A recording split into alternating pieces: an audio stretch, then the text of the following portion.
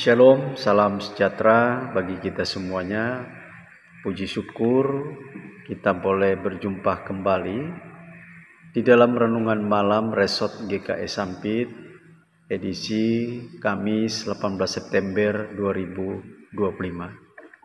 Renungan malam kita terdapat di dalam kitab Yeremia pasal yang ke-12 ayat yang ke-14 sampai dengan pasal 13 ayatnya yang ke-11. Firman Tuhan ini saya tidak membaca secara keseluruhan, namun saya hanya membaca satu ayat saja, yaitu pada ayat yang ke-13. Yeremia pasal yang ke-13 ayat yang ke-11. Dengan perikop ikat pinggang yang menjadi lapuk. Ayat 11. Sebab seperti ikat pinggang melekat pada pinggang seseorang, demikianlah tadinya segenap kaum Israel dan segenap kaum Yehuda kau letakkan kepadaku. Demikian firman Tuhan, supaya mereka itu menjadi umat, menjadi ternama, terpuji dan terhormat bagiku. Tetapi mereka itu tidak mau mendengar. Tema firman Tuhan yaitu melekat kepada Tuhan. Bapak Ibu sidang jemaat yang diberkati Tuhan, dari pasal 13 ayat 11 ini, di mana Nabi Yeremia menyampaikan sebuah peringatan kepada bangsa Yehuda, yaitu dengan menggunakan dua perumpamaan yang berbeda, namun mempunyai satu tujuan yang sama, yaitu di mana Yeremia mengatakan bahwa jangan bermain-main dengan hak istimewa sebagai umat Allah, dan yang kedua adalah jangan sekali-kali melepaskan diri atau meninggalkan Allah di dalam kehidupan mereka.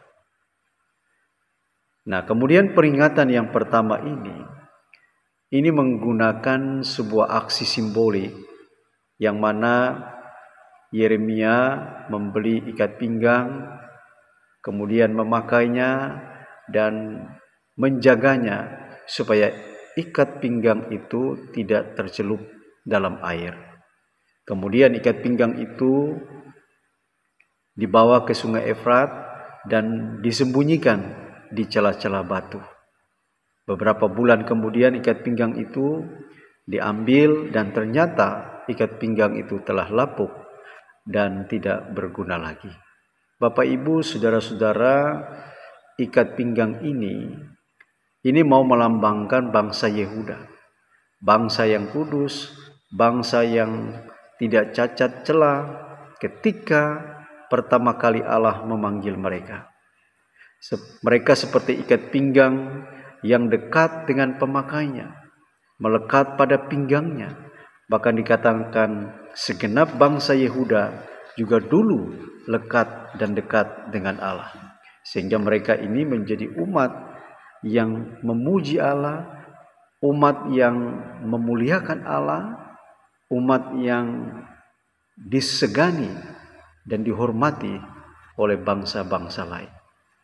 Bangsa Yehuda menjadi berarti ketika mereka mendekatkan diri kepada Allah.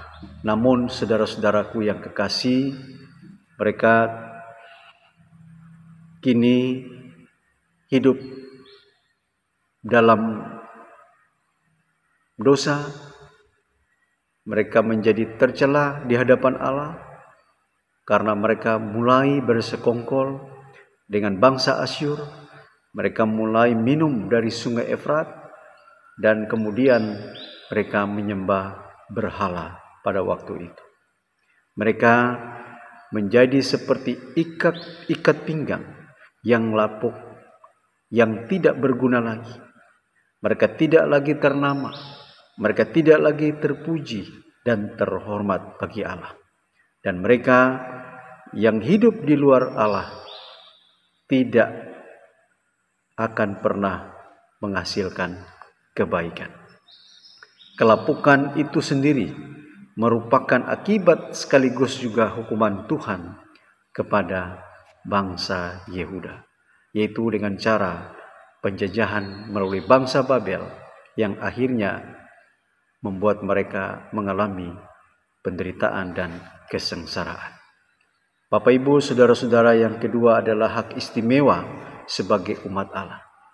Tentu sebagai umat Allah yang mendapatkan hak istimewa daripada Allah, tentu mereka selalu disertai dengan tanggung jawab. Kita yang tidak bertanggung jawab tidak dapat berharap bahwa Allah akan meluputkan kita dari hukuman.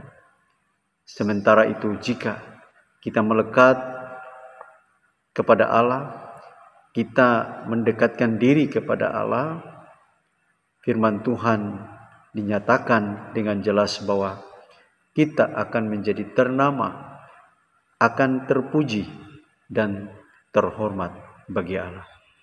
Oleh sebab itu, pada kesempatan malam ini kita boleh belajar dari kehidupan bangsa Yehuda, belajar dari kegagalan mereka, sehingga di masa kini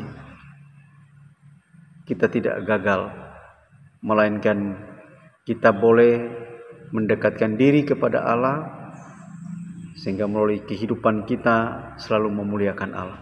Oleh sebab itu, pada kesempatan ini saya mau mengajak kita semua, mari kita mau melekatkan diri kita kepada Tuhan. Mari kita mau membangun hubungan yang lebih dekat dengan Tuhan. Marilah kita mau membangun hubungan yang erat, dan mari kita mau bergantung sepenuhnya kepada Tuhan dalam segala aspek kehidupan kita. Mari kita terus menyerahkan diri kita, bersedia untuk dipakai oleh Tuhan di dalam rencananya, termaksud dipakai oleh Tuhan di dalam kita melayani Tuhan, sehingga kita dapat menyebarkan kabar baik dengan penuh sukacita, agar nyatalah kehidupan kita berguna dan menjadi berkat bagi sesama dan untuk kemuliaan bagi Tuhan. Tuhan memberkati firman-Nya dan memberkati kita semua. Mari kita berdoa. Kami mengucap syukur dan berterima kasih atas firman-Mu yang baru kami dengar bersama, agar kami selalu melekatkan diri kepada Tuhan, bergantung sepenuh kepada Tuhan, agar Tuhan bentuk dan Tuhan selalu memakai kehidupan kami untuk melayani Tuhan demi kemuliaan bagi nama Tuhan.